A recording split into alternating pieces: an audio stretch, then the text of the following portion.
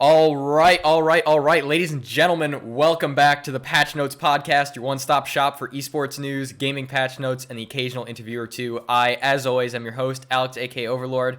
Someone is out today. He is not feeling too well, unfortunately. He's got some other stuff to attend to, but we are joined today by our special guest, Todd Cash Overcash, CEO and founder of NSO. Cash, welcome to the podcast. Hey, thank you for having me, man. I appreciate it. Of course. Let's get this show on the road. So, I was talking to you before the show about, kind of my history with NSO. And, for those of you who didn't know, NSO was one of the first, orgs that I joined on PC when I was, I had no idea what orgs were. I had no idea what a professionally organized org looked like. I was still used to the Call of Duty days where it was like, slap a clan tag on with your two best friends and then just run into some S&D. But you know what? I think you guys gave me the proper introduction to esports. So why don't you walk me through kind of the founding of NSO and what that kind of entailed? Oh, I'm definitely stealing this video from you afterwards because this story I've had to tell, I swear to God, at every party, at every meeting, at every kind Oh, of I'm introduction. sure it's the most popular story. Because that's the biggest misconception, when you're explaining an organization, we're incorporated, and they go, well, it's a clan, it's a professional clan, right? From COD. I used to play those in high school, and I'm like, Not please, exactly. please. I'm like, I'd support them, guys. That's where I started. New School Originals technically started between me and it was one of my current roommates, actually. And he came over one day, we like met freshman year of high school. I said, awesome, man, let's just game, let's chill, yada yada. I live in the Midwest, and it was, I believe, December, and he got snowed in for the next 4 Oh days. man, December's in the uh, Midwest can't be oh yeah, beat. oh crisp, truly. And over the course of those 4 days, we just played Tom Clancy games. We had a blast. I mean, just like laughing out loud. I mean, the neighbors probably heard us cackle at a couple points. And that's when something like kind of clicked in my head that was like, hey, like I really enjoy doing this. I think these are the kind of moments that I would want to upload. I would want other people to see.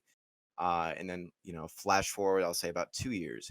I then was starting my Adobe training at a vocational center with a team of other editors, practicing editing YouTube videos, editing a website, photoshopping, for thumbnails.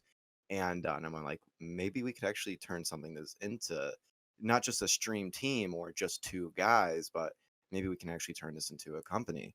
Oh And yeah. it wasn't until Alex Hobson, my CFO, came over and he's like, hey, I looked at your guys' Twitter. I am part of an up and coming like CL Rainbow Six roster, and it looks like you guys, need to break into the comp scene. He's like, have any interest in it? I got into a meeting with them.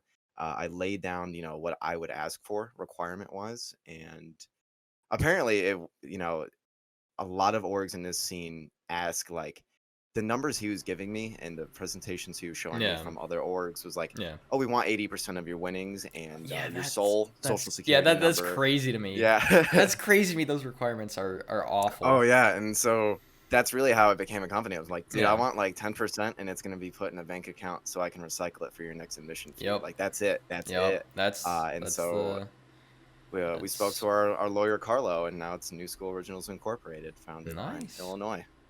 Thank you. Nice. I mean, solid start, solid Yeah. transition, straight into the scene. I mean, when it comes to like contracts, at least for what we do it a little bit differently. So we'll pay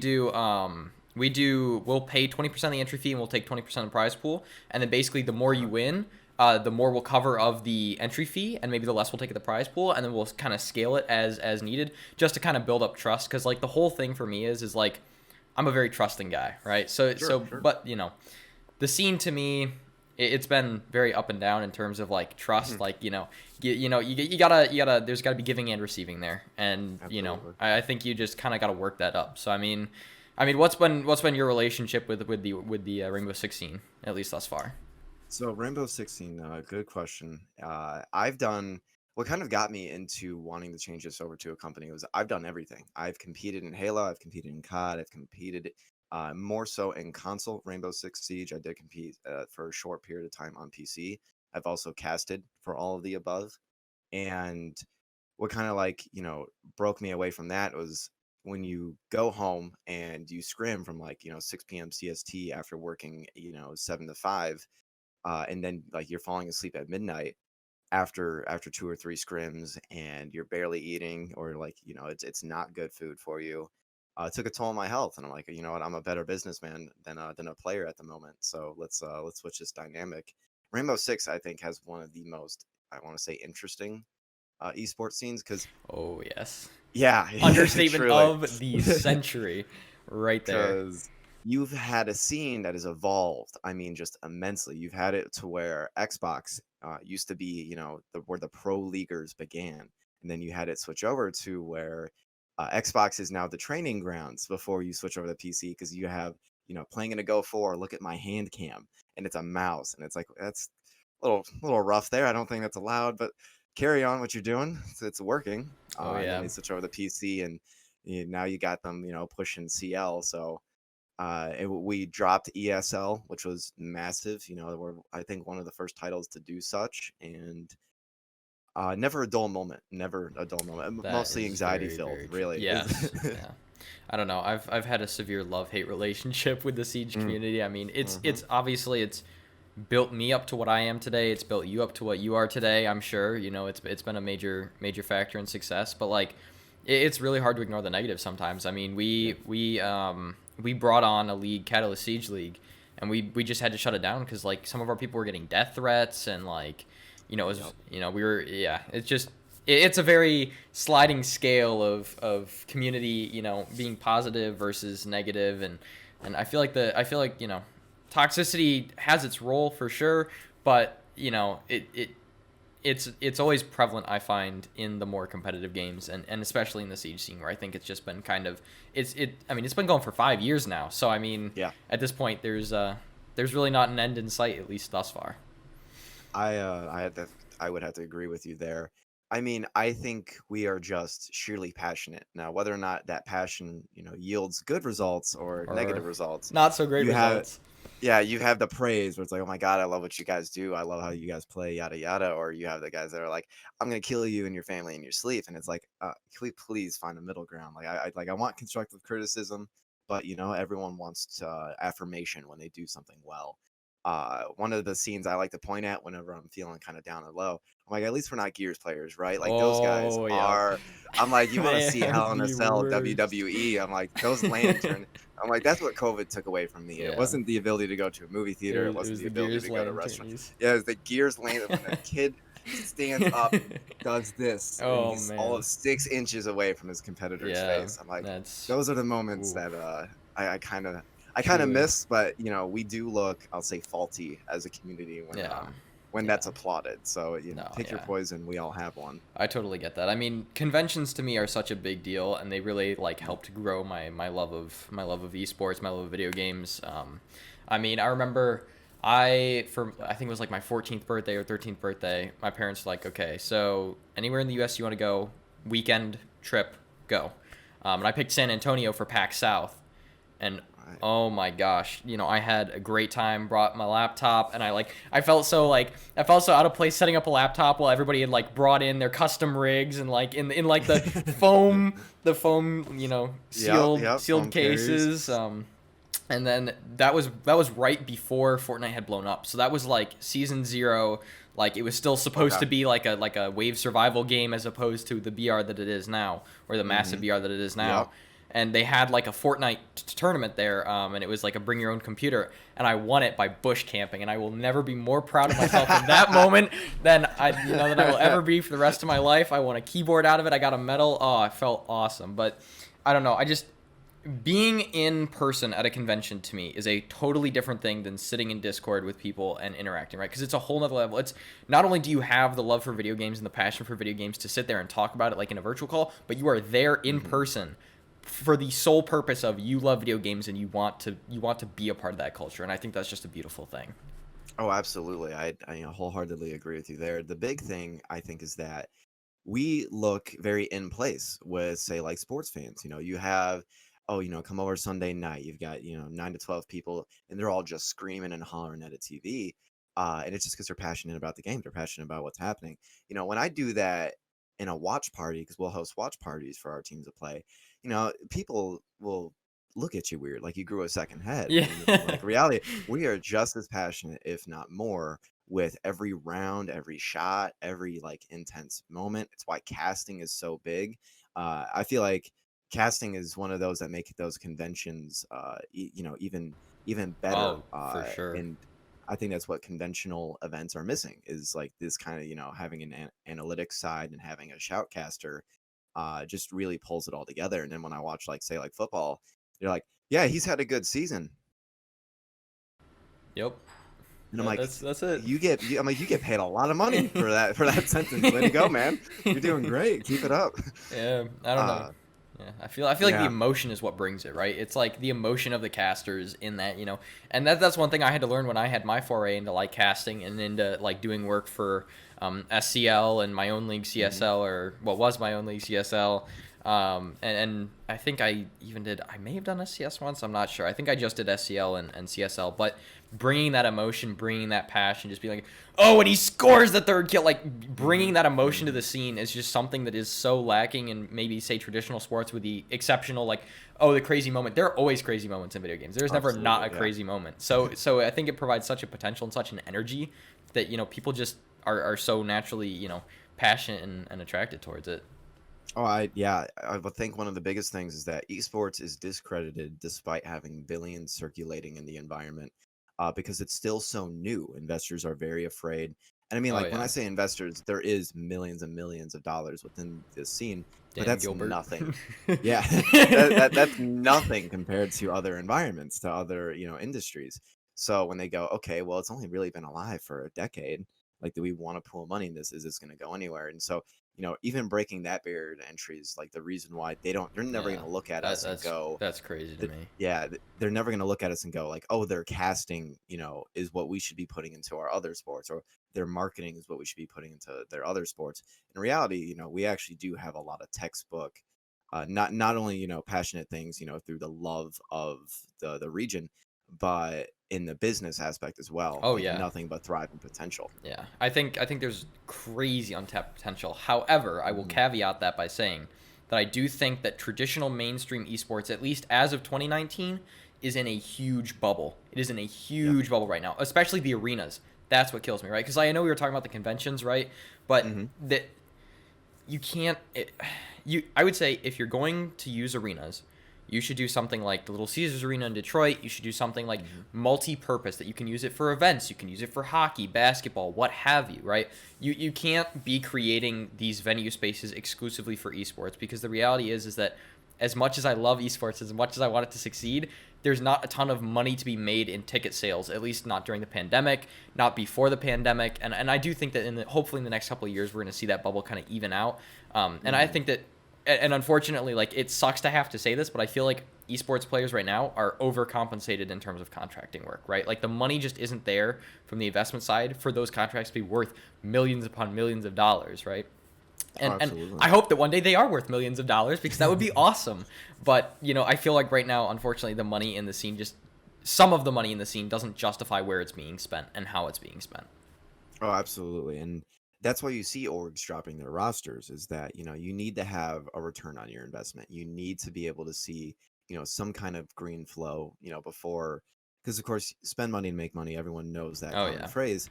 But at what point are you hemorrhaging? You're no longer bleeding, you're full on like at near death for your company. And that is going to be plaguing the scene for a long time, especially with the predicament that we're faced in a pandemic that has, just changed the world as we know. And even at the T3 scenes, I've heard of what players are asking for, and I know they compete in leagues that don't have high viewership. I know they won't give clips, and I go, okay, the next company can take you, because it's not even that bad. I could cover it, but is it worth covering? Will I be able to have a return in Yeah, some what's my way? value for you as a player? Yeah, exactly. And it's like very much so like the GFX Oh conversations yeah. where it's Oh. where Oh.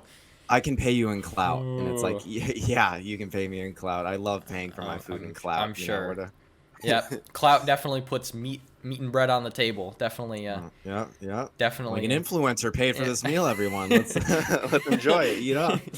And I mean, that's an interesting question. I'm sure that that's one that I'd be fascinated to hear you answer. Is, how do you guarantee that return on investment? I mean, I know you mentioned like the 10%, and then obviously, without getting into too much of the, how Yeah. the sausage is made, but what is that conversation for you of how do you get that return on investment? Absolutely. So there's a few ways to do so, and I like how you said the way of traditional orgs running is dying because truly it is. It's becoming who can pump out the more content based upon It's all even content. personnel. It's It's all all content, content. even if you're not a content oriented org, because you have five rosters Yeah. and not a single content creator in any roster. You're still going to want to pull those maps. You're going to pull those Yep. VODs, have advertising pre or during the video, and make team tages, make highlights.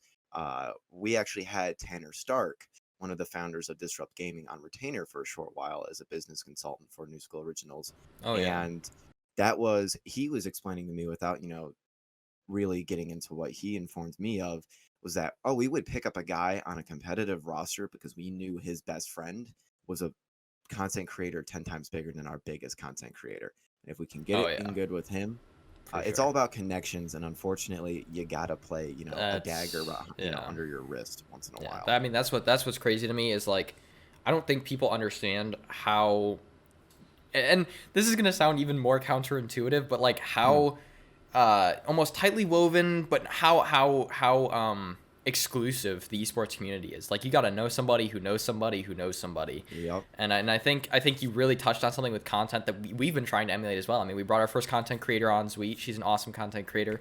Love Congrats, her. congrats. Bringing her on for our first, solid sticking around content creator, and working on Patch Notes podcast and Will It Esport, the shows that we try and run.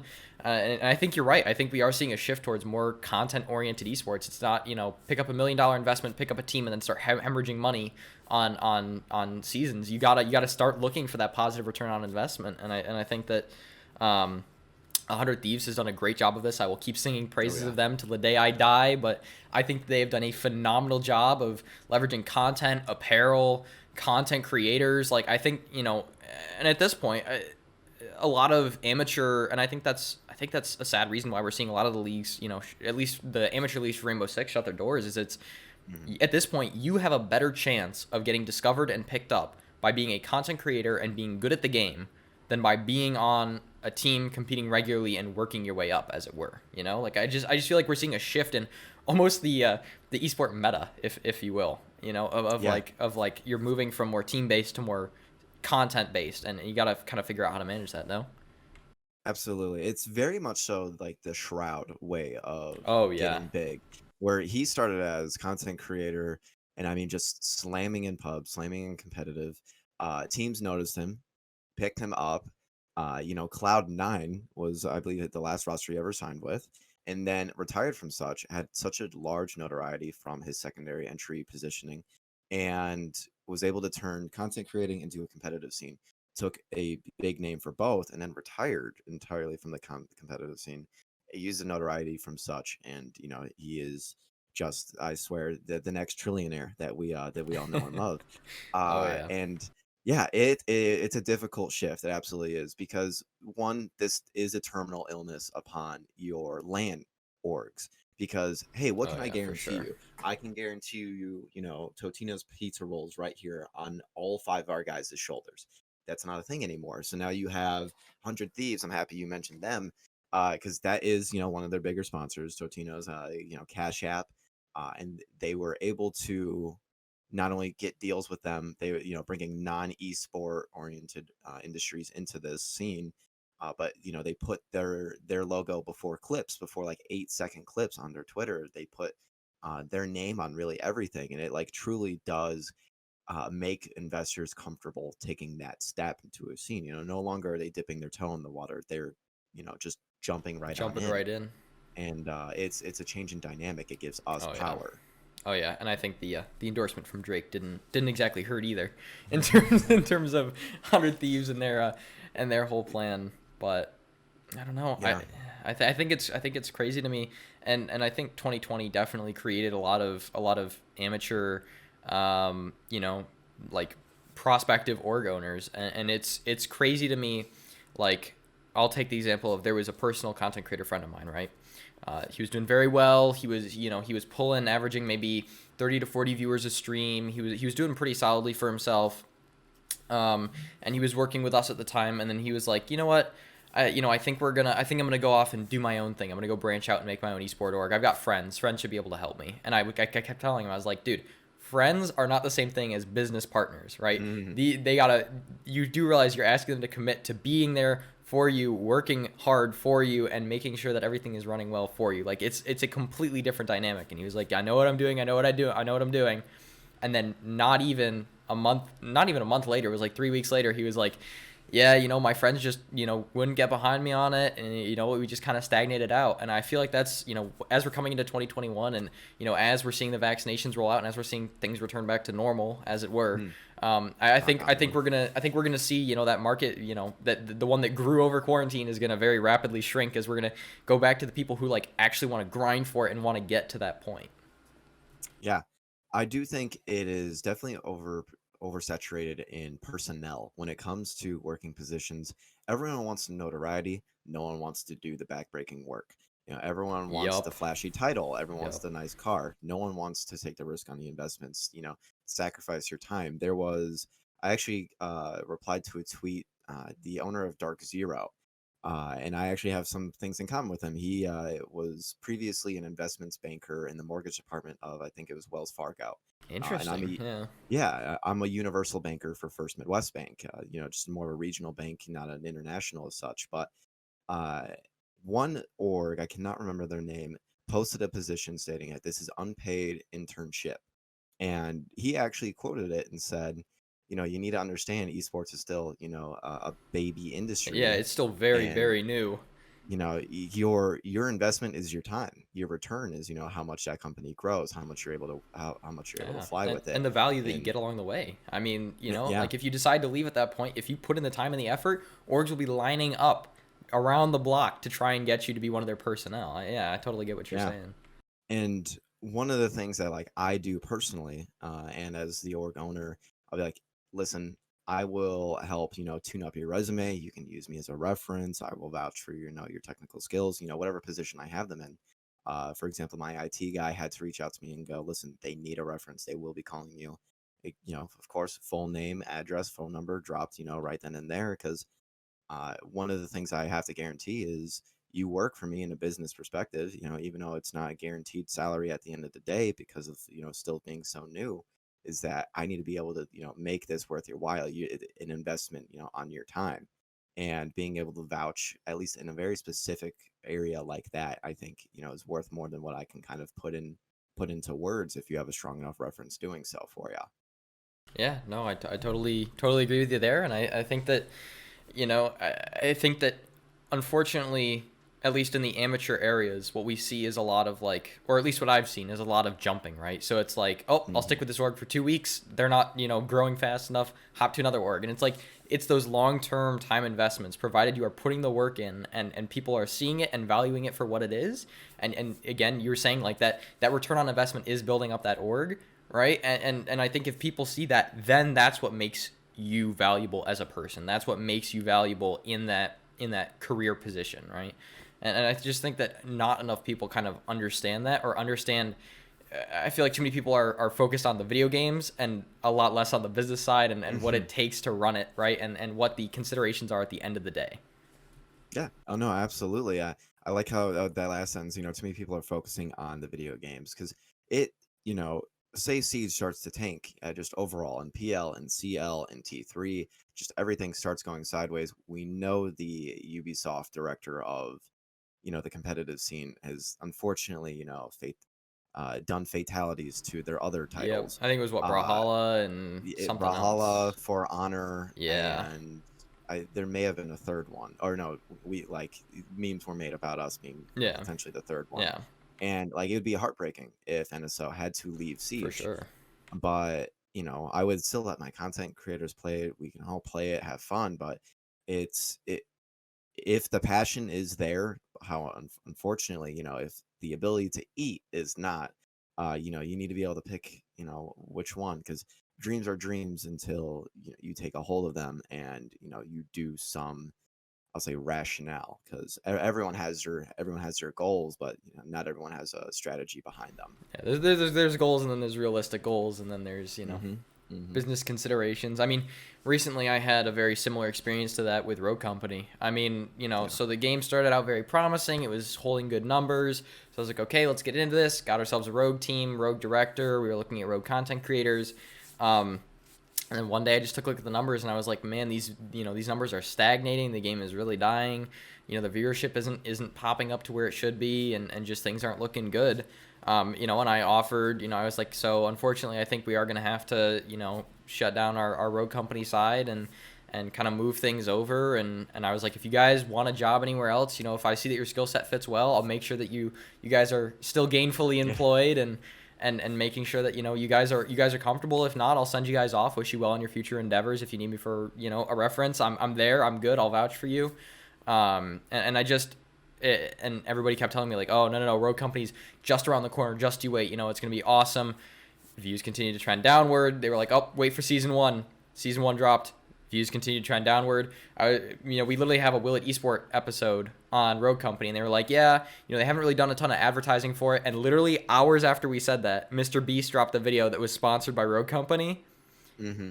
So that kind of kicked us in the face. But then I looked at the numbers, and the numbers still didn't go up. So I think Yep. I think there comes a time where it's like there are dreams and there are hopes, and then unfortunately there's reality, and you kind of gotta balance out the two, especially in an industry like this where it's almost like moving to LA and trying to become an actress, right? Like you have to, or Yep. an actor, you got to balance the reality of the situation with the dreams and goals that you kind of have for yourself. Exactly. Everyone will want to tell you good news to your face. Like, oh, you might get the job. We're really gunning for you. No one's gonna want to tell you the ugly. The bad sometimes, but the ugly. No, we're kind of juicing you for free labor right now, or we love having you, but we know this is not gonna be worth. And Road Company, I feel as if is a very interesting scenario because they've had marketing done from 100 Thieves, they've had marketing done from Doctor Disrespect and Mr. Beast. I think they are just simply biting at too big of personnels, and I don't know how their budget looks, but just freeloading money into personalities or a company that will, play this game. But when you go and play Rogue Company, it's very much so plagued by a lot of fundamental issues. In my opinion, it became very pay to win uh, just very, very quickly. Oh I yeah, don't even have yeah, I like totally a see new that. operator comes out with a one hit sniper and an SMG secondary, and it's like, cool, how do I get this? And it's like, oh, you can grind for the next 5 months, and then you'll be able to get their in-game currency enough Or to you buy can it. pay $10 to Yeah. $15 and get them right now. Exactly, exactly. And there's no quarantining for set operators, kind Yeah, of like how UB did, yeah. which, the one of the only kudos I want to give towards Is UB the for is the doing so. quarantining the operators? Absolutely, absolutely. And then they actually has, and this is an issue that I've had, I'll say, if, as myself as a competitor and myself as an org owner for a long time, is that now we have crossplay. Huge. I love it. You've got no issue with it. Honestly, keep doing it. I don't know why Destiny 2 isn't. I don't know why Battlefront 2 isn't. I don't know why a lot more Yeah, titles don't jump on it. yeah, However, in order to balance the game, even UB was at fault with this with their last release game that a lot of Siege content creators were pushed to play. I can't remember it. And is that aim assist is too strong. yeah, It yeah, is where if you are out guiding Shroud, which he shows in a few clips, if you're out guiding Justin, if you're out guiding ex CSGO pros who are known for their mechanics, uh, because physically your reticle grabs onto them, you can let go, and like a yeah, Wiimote, it just yeah. physically traces onto them. uh Might be a little overtuned. might be overtuned. When you have it for the Fortnite, let's say I believe he's now a teen, who won 3 million and then dropped his keyboard and mouse for a controller because of how strong the aim assist was.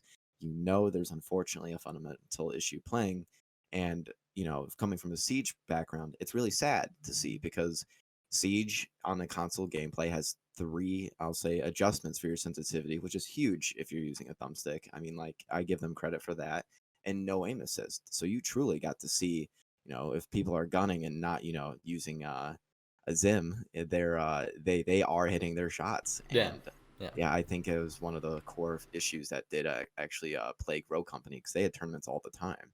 Oh yeah, and I think lack of an amateur scene was not the issue. I think lack of a professional scene wasn't the issue. I mean, you could see the lack of spectator mode as maybe an issue, But Yep. I just and I feel like almost every other project that High Res has done has kind of followed that trend, right? Of like the launch has been super hyped, Realm Royale was hyped, Smite, so. It's got a decent esports scene now. It's Hmm. pretty much settled into where it's supposed to be. But I don't know. I just feel like High Res is usually late to the gun on these things, and then that ends up costing them kind of the core viewership that really should have boosted their game or made it what it should have been. And I think Absolutely. Valorant is an example of everything done right. I mean the limited time release, especially during quarantine with the streaming and the keys, phenomenal marketing tactic. Probably one of the best marketing tactics I think I've seen in a hot second from a game company. And I think Riot has learned a lot from League of Legends, and I think they learned a lot about how to kind of run an esports scene, run a marketing campaign for it, and I think that they took everything that made other games work, put them together, and then created like a perfect hybrid baby of Yeah. all the different esports scenes, at least for FPS. Yeah, I think I have to agree with you. They did everything right, and they also lucked out in terms of the community starting to talk about them. Because like you can do everything right, and people respond well. People were active on social media about Valorant, especially it switched from what it was in works as Project Alpha, and it switched into Valorant. People nonstop talked about that switch. People were, I mean, like not being paid, but really just pseudo advertising this game to a monumentous amount. And then we got to see everything that an esports player wants to see. And it was, I think they're on what, 120 tick servers, which Oh are yeah, super, super, super oh yeah, reliable, very well. The hit reg feels great in the game. The economy is much easier than CS to get a hold of. You have your intricate, I'll say, player abilities that you get from Overwatch. I mean, like truly, it took aspects that people like to see and molded it into a game that I honestly didn't expect it to fan out anyway like this. And I think that what they're moving away from defranchising spots now to kind of make it oh yeah, open, yeah. open, which it means It they're gonna thrive in T3 perfect too. for us. Yeah, I mean that Yeah. just makes good news for us. Amateur scenes can make it to the pro scene. Alex, you don't have 15,000 to buy one of the. What do you you know, mean, yeah, man? you don't have 100 million in Series A funding. Yeah, It's crazy. All right, so speaking of funding and esports organizations, sure, sure. I would say why don't you give us like your top 5 tips for people who are thinking about starting an organization, and then I can probably comment on those and Yeah, add in absolutely. some if. Top five off the gat. Number five, do not get into it if you are trying to make a quick buck and fast. There are industries built for this. Yep. There are business models made for this. There are structures literally designed for this idea. An organization is an investment, and it is long term more than it is short term. And that's something I see plagued a lot is, like the example you gave me, hey, I want to start an org, and it's like I have X amount of dollars, I got friends that will back me up, and it's like I know which one of my friends have good work ethics. I know which Oh one I yeah, want to party for with on sure. Saturday, but I do not want to see Monday morning. And that's something that, I've had to cut friends from NSO. I've had to cut IRLs and, still on good enough terms to see them, they are still my friends, but Oh yeah, for uh, sure. I would say that would have to be my number four is, don't be afraid to break a few hearts, unfortunately. You have all the potential in the world to bring in, like I take pride in surrounding myself with good people. The people that are within my organization, content creators, staff, administration, co-owner, they're good people. And they're ones I can rely on in a personal and a professional sense. And that's something that is I hold to a very high standard. Now, if you have a friend who edits, a video once a month for their YouTube, it's only about 2 minutes long. It's nothing flashy. It's like maybe you don't want to pick them up as your video editor. If you're looking at one Yeah, or two weekly uploads, for yeah. example, you need to look and see how they respond to the environment. I don't know if you have anything to comment No, thus far. the IRL friends that are still friends but not necessarily business associates. I Yeah. totally rings true on that one. Yep, I 100% understand that, and I think you are totally right. I think I've been doing my org stuff for like the better part of 7 months now, and we Hmm. still haven't necessarily made money yet. Like we're still looking to bring that, to drive that revenue. So it is definitely not for a quick buck. No, Yeah, I think so far you're doing solid. I can't wait to hear I these top three. definitely appreciate that. Number three. So, four, I would say, don't be afraid to break hearts and, say, unfortunately, remove your friend from an environment that you have created. Number three would be careful who you partner with.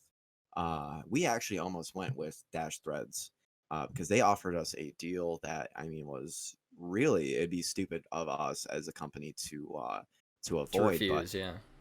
we were simply just so simply horrified of being associated with the company. We've known they scam people, which makes us look bad if we sign with them. But the company actually did seem to be on a better track. So do we take faith in them as we want people to have faith in us?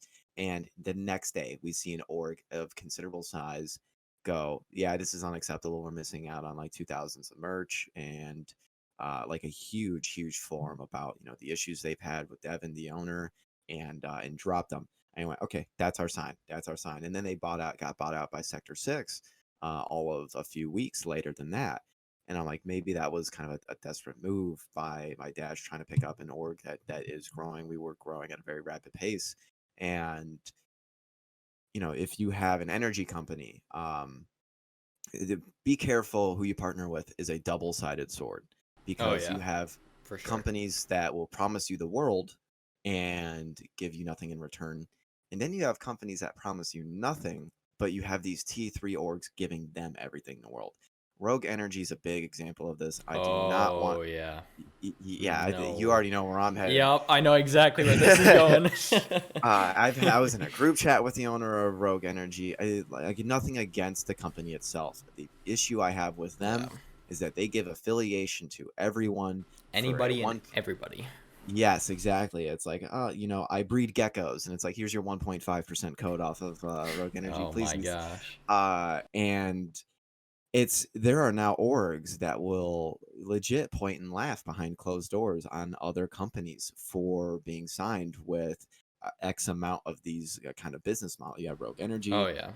There are a few others. That's the only one I want to name drop per se, because this is one that the owner's aware of. This is one that I'm comfortable stating out loud. And you have these, I'll say, you have these orgs. I mean, just bending over backwards. We'll add Rogue Energy logo to our jerseys. We'll put it in front of our videos. We'll put it on our streams. All for that Uh, yeah, 1.5%. all for that 1.5%. Bro, I have it tattooed. Like Yeah. a very, very, I'll say, ambitious attitude about someone who will not give you anything in return. And that's a life Yeah. lesson, honestly. If you meet someone that all they do is take, and you ask for the one time for them to give, takers have no limits, givers do. And, unfortunately, that won't be reciprocated. And so watch out for those. Two, I would have to say, would be do not let your personal, I don't want to say feelings, but biases wrap you up in this scene. Oh, Uh, ho, ho, ho. Yup, yeah, yup, yup, yep. yup, yup, yup.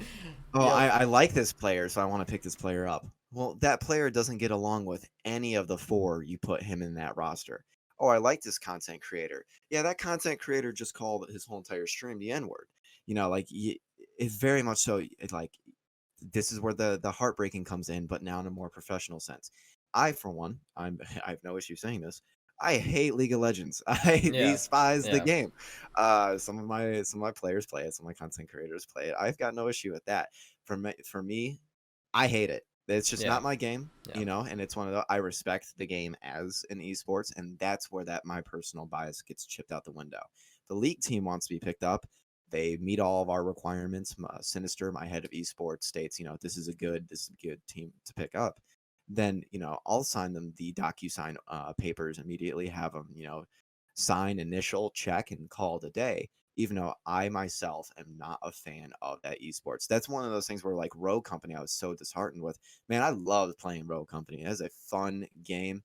Yep. Wasn't I super love playing it balanced. too. Like I had a Yeah, great time playing Rogue absolutely. Yeah. Company. No ifs, ands, or buts about it. Exactly. Like you have these owners, you have these staff members just super passionate about a game. And it would be like someone coming to like it'd be like one of my staff coming to me and go, "Man, I love StarCraft. You should pick up a StarCraft roster." And I'd be like, "Yeah, you're out. You're gone. Your your name is not known to me anymore." But yeah, you just have to drop that personal preference. You have to be able to separate the two. Uh, and this is one of those you gotta bite your tongue on. Oh yeah, for If you're sure. in a room or VC with someone who has wronged you in some way, or like there was a disgruntlement, you really can't call attention to it. If it'll benefit you in a professional sense, you've got to bite your tongue. You've got to bite the bullet in hopes they've got a mag to help you shoot more. Is the phrase that we go off of. Absolutely. Yeah. I mean, that is the perfect way to put it. I mean, I can't even count the number of times, right? Like I've so like thoroughly wanted to just argue with them and just like people players who have like completely disrespected what I'm trying to do and the org that I'm Mm. working for. But at the end of the day, you just keep your mouth shut. You just say good luck in your future endeavors. Goodbye. Like, Yes, yeah, you yeah, just you gotta one thing that like I want to be all about here at NC Esports is professionalism and respect, right? So at the end of the day, if you hate me, great. At least respect me for making the choices that I make and move on. exactly. No, and that's a great way to put it. I mean, I can disagree with you fundamentally, but if you yield results, I'm not going to say anything unless Yeah. it's results Yeah. yielded in ways that I don't approve of, like to Yeah, the unless point it's where, and it's justify means and it's and that's my last point as in the number one, cross your T's, dot your I's, watch out for peering eyes is very much so the big one because I could probably throw a dozen orgs in the siege scene under the bus and have them disband because I know they're not an actual company. Their players are all on, I'll say, fraudulent signed agreements. They're on verbal agreements, which do not hold up as well as people oh, think they do. tip number 2, never ever ever ever ever get something on a verbal agreement. Always, always, always, always. Even if it's not a legally binding contract, get it in writing. Hmm. Please, for the love of everything. That goes to players, coaches, org leaders, like everybody and anybody. If you are coming to an agreement or a deal, get it in writing. Continue. Yeah, absolutely. There have been times where like I was ready to drag a guy by the ear like down to the library, and I'm like, "All right, sign this in front of this nice lady and have her notarize it because Oh I yeah. am gonna hold you to this." So it's cross your T's, dot your I's, very much so. Make sure you're doing things by the book. There's a reason why there is a book. Make sure you're doing things right by your people. And what I mean by peering eyes is that like watch what you say if it's something you don't want to be brought out. Really like who's listening, who's watching, and that's one that I'll like relocate back to the Dash Threads thing is that there was just so many issues plaguing that company that I just simply would not be comfortable with a viewer of mine buying merch of NSO, Oh not yeah. receiving it, and then Yeah. me going like, "Well, we had faith in them." Um, Another thing is LLC. Everyone is gunning for an LLC right now. It's actually almost lucrative because LLCs, limited liability corporations, are not really where people think they are. It's actually almost cheaper in most states to do a corporation, non-publicly traded. I do an S corp, Oh yeah. and the reason why I say cross your T's is make sure what you're doing is also for your model. I've had orgs I've caught red-handed copying my business model, which I have no issue with if you ask me advice, but I've had it to where I've seen people join my Discord, they immediately get DM'd by another org. And I'm like, "Yeah, okay, I know you're kind of leeching off of Yeah, that." leeching, yes. Yeah. I know of Lycus, for example. Isaac had to call out another org. The owner of Lycus had to call out another org for follower spamming. So Oh every boy. follower that Yeah. Lycus had, they would follow, and then they would do the very like Twitter influencer style of unfollow them in next 2 to 3 business days. And I can't remember who that org was, nor do I want to mention that. But that's your peering eyes. Yeah. Make sure you're, because they're an LLC, does your accountant like that you're an LLC, or do they want you to be a corporation? Do they want you to go publicly traded? Because not Dark Zero, who's the one that It's not Oxygen. Who's the one that Super plays for? The one that his father owns 51% of the stock. I'm I not. can't, Yeah, I'm not sure. yeah, I can't No. remember off the top of my head. Yeah. Um, but his father owns 51% of the company, and they are publicly traded. They're not an LLC publicly traded or corporation publicly traded. Make sure you're approaching business as you would yourself. And this is really just covering all your bases. I know this point is big, but really, if you're going to mimic someone, mimic it in your own fashion, because we're all here to learn. If you're going to have someone sign an agreement, make sure it's binding to protect you. You're not just doing it for fun because a bigger business says make sure you get it in writing. And then make sure you're just not sheerly copycatting people. Oh You yeah. want to be doing Yeah. this for. It's the reason why NSO, sadly enough, is not as big as I want it to be in this current moment. We have formidability, we have a notoriety. I do want it to be bigger. This is my passion project, and it's because I simply will not make announcements. I had a conversation with you prior to the recording about I won't make an announcement unless it's signed in stone. I have all Oh the yeah. contracts. Oh yeah. Um, I won't announce, having a content creator house if the mortgage isn't even approved yet or the lease isn't signed. I won't announce that, hey, we won number one, we won the championship and we're in qualifiers. And that's really where, making sure, not counting your chickens before the eggs hatch, I think come in. So yeah, I know that's a Beat me to it by three-parter one of a second point. there. Yeah. Yeah. No, but that just reminds me of like the 100 Thieves and Nade Shot Nick Merckx and Nade Shot situation. That was so unfortunate, and it's like literally the best example I can provide of get it in writing. Always, Yep. always, always get it in writing. Because unfortunately, a verbal agreement will not hold up in court. There's your lesson for today, Yeah. kids. Exactly. A tape recorder a long, long while ago, and there's a reason for such. Yeah. Um, any feedback on any of those points or any questions you got? I mean, I think I'm pretty solid on those. Yeah, I think that yeah. was an excellent list. I think those are Thank you. phenomenal. I think anybody who wants to break into the esports space should benefit from those words of wisdom. And you know, I'm gonna be dropping the social media links. So if you have any more questions, feel free to Yeah, ask them feel free yourself. to yeah.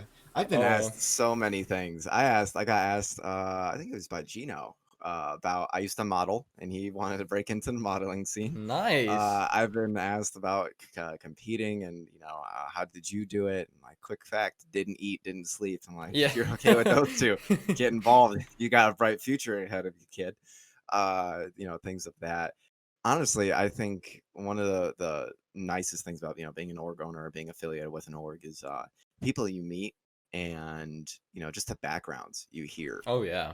Yeah, it actually blows my mind. I have New School Sounds, which is now up and running. It's our record label, and it's all because NSO Lyric, who you have met, is a audio engineer, Oh man, rapper, love singer. lyric top tier. Oh, love him, love him. He is. I call myself JD, and he is my Turk. Is from Scrubs, if anyone gets that reference. Um, but yeah, and that started from a Facebook argument. Like we were at each other's throats, and then like after the dust settled, I'm like, "You make some pretty good music." He's like, "You make some funny videos," and then that's how that relationship started. That's so solid. That is so perfect. But yeah, we are now with Project Genesis, a Steam game that is now in alpha phase. We are now doing helping host they'll say their community nights, playing with the devs, playing with the CEO of the studio, and that was all off of just who we met. Truly, if you keep professionalism, if you're also an outgoing personality and not just say you like kissing rear, or kissing caboose rather, and you'll be able to definitely make an impact on the scene. That's the Oh biggest yeah. thing. Meet Oh as for many sure. people as you can, have conversation, and I mean like legit Yeah. conversation, not just like this weather and like you're at a convention. Crazy Really weather want we've been people having to here, Bill. yeah, yeah. Like you don't even live here. Like this is a Yeah. convention. But Yeah. yeah, just keep your ear to the ground. Shake hands. Practice shaking hands if you don't, and make a name for yourself because you are representing your company. When I step into a room, not only am I Todd Overcash, CEO of NSO, I'm Todd Overcash, Universal Banker. I am, Todd Overcash, CFO of Seasonal One, and there's a lot of peering eyes. There's a lot of weight on the shoulders. So just make sure you don't say, and if you do say anything out of tone, out of step, and make sure be prompt and apologize, and carry on with your day. For sure, for sure. All right. Well, you know what? I think this has been great. I think we're gonna wrap it up here, ladies and gentlemen. This has been the Patch Nose Podcast. I, as always, have been your host, Alex, aka Overlord. Our special guest today was Cash, CEO and founder of NSO. You can find his links as well as his org's links probably in the description of this video. Make sure if you're watching this on YouTube, give it subscribe, like, thumbs up, all that good stuff. And we will see you guys next week for the next episode of the Patch Notes Podcast. All right. Thank you all, and we'll see you all in the next episode.